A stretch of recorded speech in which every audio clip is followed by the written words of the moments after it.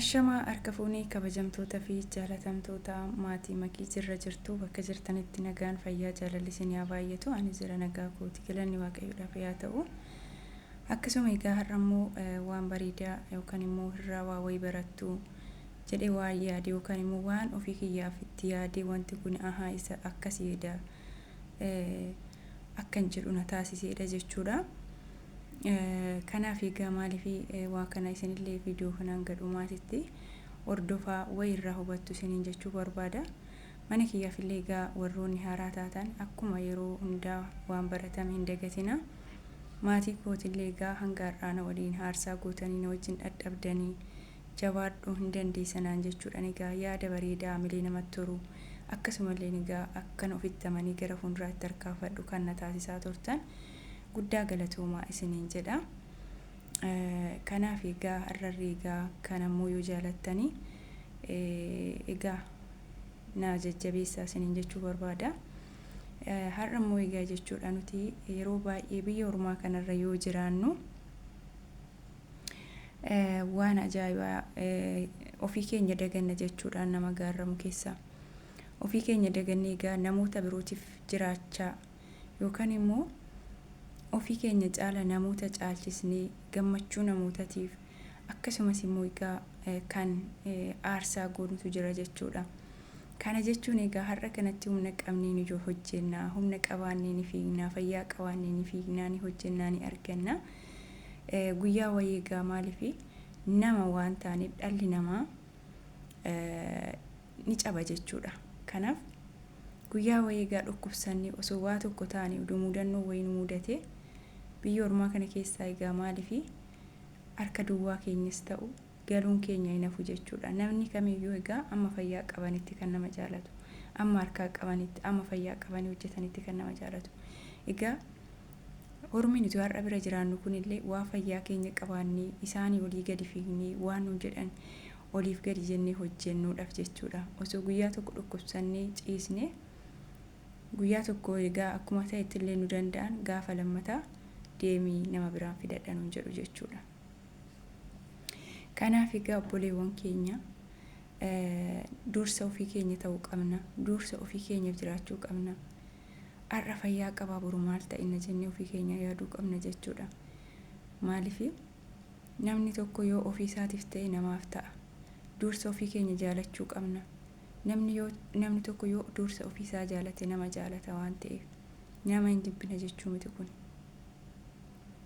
Kanaaf egaa yeroo baay'ee nuti egaa maaliif obboleessaa, obboleettidha, eechumaa daadadha, haadha abbaadha jechuudhaan egaa waa baay'ee jechuudha.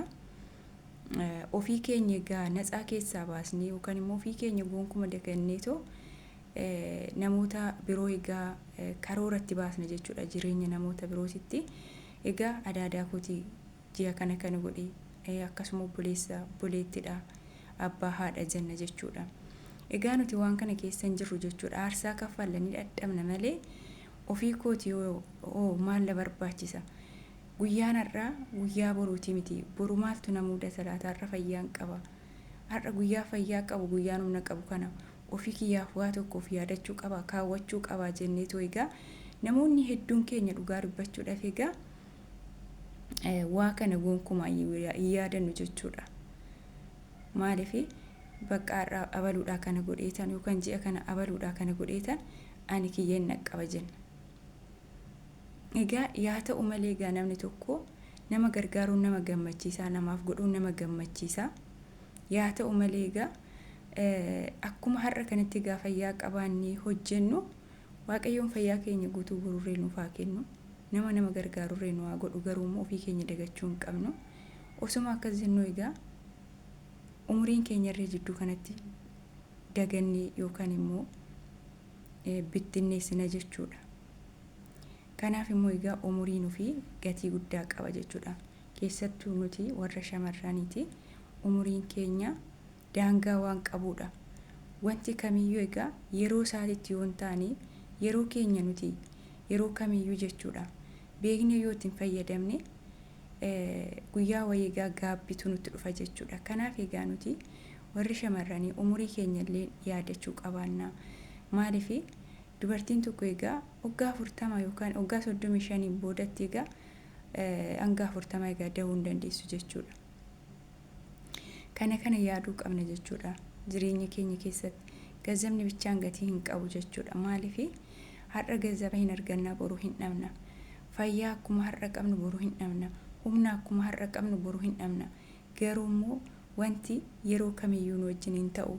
Yoo kufne harka qabee kan nu kaasu, yoo gaddine aayizoo kan nu jedhu, yoo dadhabne illee egaa bishaan illee birciqqootti qicee kan nu boqachiisu eenyu? Obboleessa keenya irra gargaarree, obboleettii keenya irra gargaarree, fira keenya irra gargaarree sana osoo hin taane kan nurraa uumamedha jechuudha. Egaa kanaaf yeroo keenyatti illee fayyadamuu qabna isiniin jedha shamarran keenya. Maaliif dubartiin tokko gaa'ela dhaabbachuu qabdi, akkasuma bultii mataa ishee ijaarrattee egaa ilmoo argachuu qabdi. Egaa qarshiin yeroodhaaf in ta'a, akkasuma egaa nama tokko qarshiin illee akkuma barbaachisu, garuu immoo waa hunda caala badhaasni yookaan immoo kennaa guddaan hawaa kamiin hin madaalamne, hawaa gatii kamiin hin argamne firiidha jechuudha. Kanaaf egaa yeroo baay'ee amma obboleewwan keenya waggaa 20, waggaa 30, waggaa 15 hojjetanii konkolaataa bitanii mana ijaaranii maal jedhanii garuu waan gochaa jiran malee egaa namoonni akkanaa yeroo baay'ee umurii isaan irratti xiyyeeffatan jechuudha. Waan gochaa jiran san irratti qofa kan xiyyeeffatan, waan gochaa jiran san qofa kan isaan gammachiisu. Yookaan immoo konkolaataa bitee borummoo waa biraan godha, mana ijaaree borummoo konkolaataan bita. Karoorri isaanii, yaadni isaanii, sammuu isaanii kanaan biizii ta'a malee umurii isaanii egaa hangam akka deemaa jiru, hangam akka fiigaa jiru hin beekan jechuudha. Egaa raffadee kan baannanitu jira jechuudha. Kana jechuun egaa namoonni kun egaa konkolaataa qabu, mana qabu, qarshii qabu malee garuu waan laalanitti gammadan, waan ittiin akkasumallee bakka nama kanaafan jiraadha, waa kanaafan jiraadha jedhan tokko hin qaban. Firii nama barbaachisa jechuudha. Maaliif raammoo akkuma raammoo dhalti jedhama mitire akkasanii. Maaliif biyya lafaa kanarra yoo jiraannu egaa waa baay'eetu jira jechuudha. Kanaaf egaa yeroo keenya illee dagachuu hin qabnu. Namni hanga fayyaa qabnutti dhugaa dubbachuudhaaf obboleessi yoo jenne egaa har'a barsiisnee kaan konkolaataa binnee fi kaan fuusisnee kaan abbaa manaa goonee waa meeqa yoo jenne guyyaa wayii egaa gochi keenya yookaan immoo gaarummaan keenya kuni gaarummaadhaan miti kan deebi'u jechuudha. Isin gala ammoo shamarran keenya hedduun biyya ormaa kanarratti aarsaa kaffalanii, boqonnaa dhabanii, fayyaa dhabanii, umurii isaanii irraa gubatee, umurii isaanii osoo hin jiraatin nama hedduudha obboleettiidha jiraatanii. Akkasumallee egaa osoo guyyaa tokko akka namaa offee jedhanii hin boqatin, bashannanuun osoo itti miidhagu, waa gaarii uffachuun osoo isaanitti bareedu, bijaamaa arabaa keessa ta'anii waa gaarii nyaachuun osoo isaanitti bareedu, osoo hawwanu, garuu immoo waan kana obsuudhaan ofii isaaniitiif illee osoo hin jiraanne nama biraatiif jiraachuudha waa hedduu kan obsanii jechuudha. Guyyaa wayii egaa gaafa rakkattee obboleessa kootii kana godha jettee ishiin obboleessa ishee gammaddu, obboleettii ishee gammaddu, guyyaa wayii jidduudhaaf fayyaa gaafa dhabanii galanii waggaa kana hunda aarsaa biyya ormaa hojjettee, waggaa kana hunda biyya arabaa teessee, waggaa kana hunda kana gootee maal godhatte har'a dhuftee baanuu irratti taata jedhu. Garuu egaa isheen namaaf jiraachaa turte jechuudha. Shamarri biyya ormaa isheen kamiyyuu jechuudha namoota biraatiif jiraanna waan ta'eef jechuudha. Isin galee jireenya keenyarra, kaayyoo keenyarra, gammachuu keenyarra kan namoota dursina, kan namoota nu gammachiisa jechuudha. Kanaaf egaa maaliif nama gargaaruun akkuma jirutti ta'ee dursa waan kiyya jennu tokko keenya jechuu waan keenya jedhamuu fi wanni kiyya jedhamu garaagarummaa guddaa qaba. Jechamni isaayyuu jechuudha. Kanaaf wanta kiyyatti jennu tokko yookaan immoo ofii keenyatti dhuunfaa keenyatti waan kun kiyya kan jedhee na gammachiisu wayii jechuudha. Kaawwachuun qaba. Isaan booda egaa nama gargaaruun waa badaa miti jechuu kootii miti. Nama gammachiisa. Gaarummaan nama gammachiisa. Gaarummaan wanta sammuu namaatiif boqonnaa kennuudha. Jireenya namaa keessatti waa gammachuu namaa kennuudha. Garuu immoo namoonni akkasitti namaaf hin hubatanii. Kanaaf egaa obboleewwan koo of eeggadhaa. Biyya ormaa kanarratti waggoota lakkoofsine yookaan immoo waggoota dheeraa lakkoofsisne osoo hin taane ani eessan jira, maalirran jira, maal godhachaan jira, maal godhadhee kaleessa'u yeroon biyyaa bahu maalan ture, har'a'u egan biyya ormaa kana dhufee waggaa 4 waggaa 5 aarsaa kaffalee eessa jira, sadarkaa kam ga'e, jireenya koo keessatti jijjiirama maaltu mul'ate moo akkuma duraasan kan jedhu kunillee beekuun hubachuun barbaachisaadha. Biyya ormaa irratti bichaa ifaajuu fi gatii kaffaluun faayidaa tokko nuuf hin qabu. Yaa shamarran keenya, erga yeroon darbee, erga wanti hunduu dukkanaa'ee, erga waa hundaa furmaanni dhabamee egaa yeroo baay'ee shamarran keenya dammaqu jechuudha, dhugaa dubbachuudha fi kanaaf egaa of eeggannoo gochuun barbaachisaadha. Egaa yoo of jaalatan nama jaalatu, yoo ofii ta'anii, ofii ejjennoo godhatanii, ofii utubaa ofii tolfatanii namarree daggafuu danda'u jechuudha. Manni tokko egaa masaratii isaa yoo hin bareedne umurii isaarree gabaabaadha. Kanaaf egaa nutillee akkas waan ta'eef ejjennoo keenya yoo tolfanne, ofii keenyaaf kan jennu waa wayii yoo godhanne namaafillee ta'uu dandeenya, tarrafuu dandeenya jechuudha. Kanaaf egaa waa hundarraayyuu immoo yeroo baay'ee ofii yaadadhaa isin jechuu barbaada. Egaa obboleewwan keenya baay'een yeroo baay'ee anallee dabalatee jechuudha. Kanan godhaa, sanan godhaa, kanan godhaa, sanan godha jenna. Waanuma xiqqoo wayii jalqabnee galmaan gahuu hin dandeenyu yeroo gabaabaa keessatti. Maaliifi asiin obboleessaa, obboleettidha, maal jenna jechuudha. Egaa namni kamiyyuu jireenya mataasaa jiraata, dhugaa dubbachuudhaaf taanani. Nuti immoo shamarran biyya arabaa ofii keenya waa tokko hin jiraanne, nama biraatiif jiraachaa jirra, nama biraatiif gammachuu ta'aa jirra, nama biraatiif ifataa jirra, nuti ofii keenya jireenya keenya dukkaneessine jechuudha. Namoota kana keessaa immoo egaa namoota hedduu akkanatti namaaf aarsaa gochaa jiran keessaa namoota muraasa kan galatallee argatu jechuudha. Kanaafuu egaa waan hundarraa of ta'uutu caala jechuudha. Of yaadachuun, of ta'uun waa hunda caalaa ofii keenya ofaa dhaggeeffannu. Yeroon erga raffadee buhuun yookaan immoo lafarra gangalachuun yookaan immoo ayii jechuun waa deebisu tokko, waa jijjiiru tokko hin jiru. Waan gochaa deemnu irratti sirriitti hubachaa deemuu qabna jechuudha dursa. Isinii galaa? Kanaafi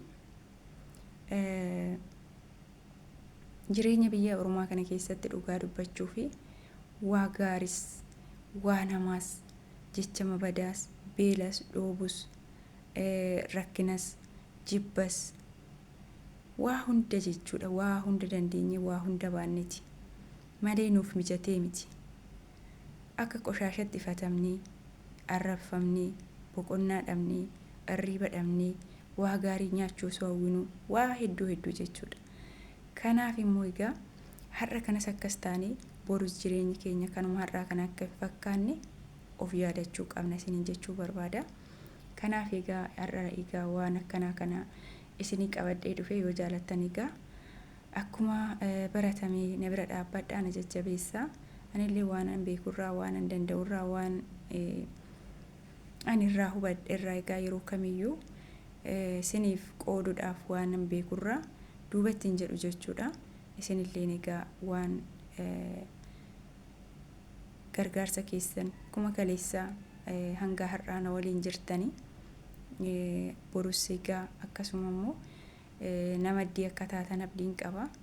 Na jajjabeessaa, walaa jabeeffannu, numatu walii fi hundi keenya egaa karaa jalqabne kanarree tokko taanee harka wal qabannee galma geenye waa barbaannu, firii dadhabbii keenya akka arginu abdii guddaan qaba jechuudha. Egaa Waaqayyoon nu haa gargaaru.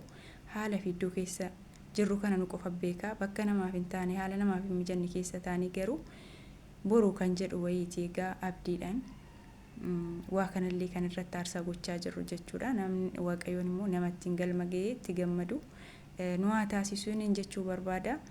Kanaaf egaa na jajjabeessaa, jajjabeewwan koo na bira dhaabbadhaa isiniin jechuu barbaada. Egaa kana fakkaataa waan hundaafuu hanga ammaa yeroo keessan naa kennitanii waan na dhaggeeffattaniif galatooma. horaa bulaa deebanaa yoon dogongoree egaa naaf galchaa isiniin jechuu barbaada. Guyyaa gaarii. Ciao, bye bye.